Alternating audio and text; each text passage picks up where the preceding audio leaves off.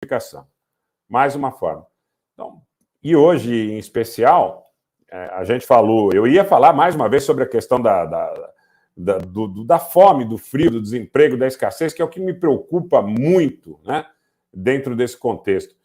Também não posso deixar de dizer para vocês que, por exemplo, em Mariupol, os russos começaram a empregar uma série de situações que seriam praticamente de incorporação ao Estado russo, se não ao Estado russo, à República de Donetsk, essa é uma outra questão que precisa ser observada, mas em relação, por exemplo, ao pagamento dos pensionistas. Os russos começaram a pagar os pensionistas de Mariupol em rublos, tá?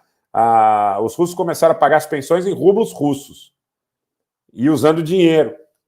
Então, é importante que as pessoas saibam que começam a acontecer no sistema de seguridade social, e esse é um sintoma muito, muito importante, né? A RIA Novosti informou que 46 mil pessoas pediram pagamento de pensões e que a República Popular de Donetsk tem começado a pagar esses benefícios em rublos, tá? Em rublos. Eles dizem também, segundo a matéria da RIA Novosti, que devem adicionar aí cerca de 20% a 30% neste número, ainda em função de situações de ajuste, né? Porque a situação ainda está muito conturbada, a situação ainda está muito complicada.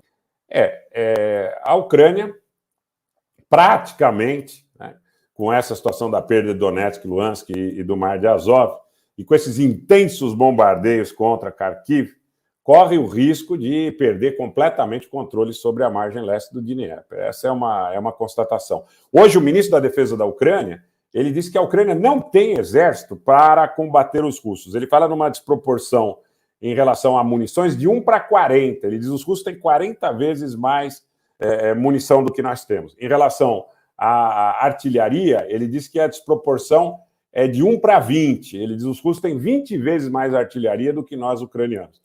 E eles mesmos aceitam a ideia que acontece hoje dentro desse cenário, que é um cenário onde nós observamos que as perdas, as baixas dos russos, não é?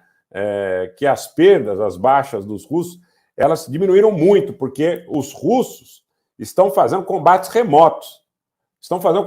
Por que estão fazendo combates remotos? Porque estão usando muita artilharia. Então, claro que o que aconteceu no primeiro período, onde eles tiveram muitas baixas, eles estavam utilizando menos artilharia, estavam utilizando menos mísseis, estavam utilizando menos aviação, estavam utilizando mais infantaria. E agora os russos passaram a compreender que uma maneira de mitigar, de diminuir esse tipo de baixa, era utilizar um intenso ataque de artilharia prévio ao avanço das suas tropas. Isso talvez também tenha alongado um pouco o perfil a nível temporal desse conflito, tá? Essa situação precisa ser bastante bem observada, tá? Essa situação precisa ser bastante bem observada. E o governo ucraniano está aceitando que não tem condições de encarar a força dos russos dentro desse contexto, tá? Eles estão entendendo. Havia, durante algum tempo, por parte das autoridades ucranianas, uma resistência que atuava, pelo menos no sentido de dizer para a mídia que os conflitos eram conflitos disputados. Em algum momento, eles chegaram a dizer, inclusive, que estavam avançando, e quando os russos se retiraram do norte de Kiev, por exemplo, eles imaginaram e estabeleceram uma certa normalidade na vida da capital, exceto alguns ataques pontuais que os russos têm realizado. Então, eles imaginavam que talvez pudessem colocar os russos para fora do perímetro do território ucraniano, com base no que eles julgaram que, eventualmente, poderia ter sido um sucesso, né? Que foi a operação, que pode ter sido uma operação estratégica dos russos de saída da região do entorno da capital ucraniana e a concentração de forças na região do Donbass e posterior também em Mariupol, e posterior consolidação dessas situações, ou a posteriori, muito provavelmente pelo que se desenha hoje em relação à região de Kharkiv, onde estão sendo desfechados ataques muito intensos. Tem vídeos nossos novos lá no Telegram, dá para observar que os mísseis que estão sendo lançados são mísseis Iskander extremamente fortes as explosões que foram desfechadas contra a cidade de Kharkiv. Então, há a suposição de especialistas militares de que poderá haver